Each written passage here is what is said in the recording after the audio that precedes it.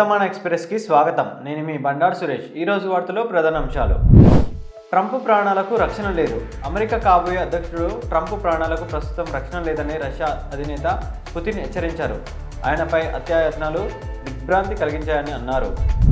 Drugs సరఫరా చేస్తున్న 6 జలంతర్గాములు seize. Cocaine సరఫరా చేస్తున్న 6 జలంతర్గాములు అంతర్జాతీయ భద్రతా దళాలు స్వాధీనం చేసుకున్నాయి. మొత్తం 225 టన్నుల కొకైన్ స్వాధీనం చేసుకున్నారు. ఘోరం, బైక్ను తప్పించబోయి బస్సు బోల్తా, 10 మంది మృతి. బస్సు బోల్తా పడి పలువురు మృతి చెందిన ఘటన మహారాష్ట్రలో చోటు చేసుకుంది. సీఎం పదవిపై అదే ఉత్కంఠ మీటింగ్ రద్దు చేసి సొంతూరుకు షిండే.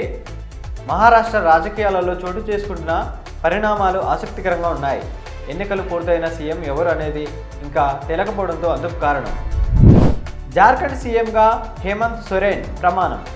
జార్ఖండ్ ముఖ్యమంత్రిగా జీఎంఎం అగ్రనేత హేమంత్ సోరెన్ గురువారం ప్రమాణ స్వీకారం చేశారు.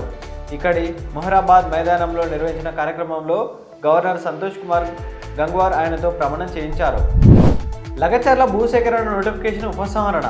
తెలంగాణ ప్రభుత్వం కీలక నిర్ణయం తీసుకుంది. లగచర్ల భూసేకరణ నోటిఫికేషన్ ఉపసంహరించుకుంది. సోనియా ఇవ్వకపోతే తెలంగాణ వచ్చేదా? తెలంగాణ ఇచ్చిన సోనియా గాంధీ పట్ల కృతజ్ఞతలు ఉండాలని మంత్రి పొన్నం ప్రభాకర్ అన్నారు. ఆసిఫాబాద్ జిల్లాలో పులి దాడి, యువతి మృతి. కుమరం భీం ఆసిఫాబాద్ జిల్లాలో యువతిపై పులి దాడి చేసింది. కాగజ్ నగర్ మండలం గన్నవరం సమీపంలో ఈ ఘటన చోటు చేసుకుంది. పులి దాడితో యువతి అక్కడికక్కడే మృతి చెందింది. స్మగ్లింగ్ హబ్బుగా కాకినాడ పోర్టు. కాకినాడ పోర్టును స్మగ్లింగ్ హబ్బుగా మార్చారని డిప్యూటీ సీఎం పవన్ కళ్యాణ్ అన్నారు. జగన్కు ఆస్కార్ ఇవ్వాలి.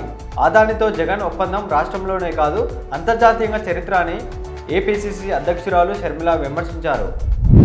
ఇంతటితో ఈ వార్తలు సమాప్తం. మరిన్ని వార్తల కోసం మన ఛానల్ని సబ్స్క్రైబ్ చేసుకోండి. మీ అభిప్రాయాలను కామెంట్ రూపంలో తెలియజేయండి. Thank you.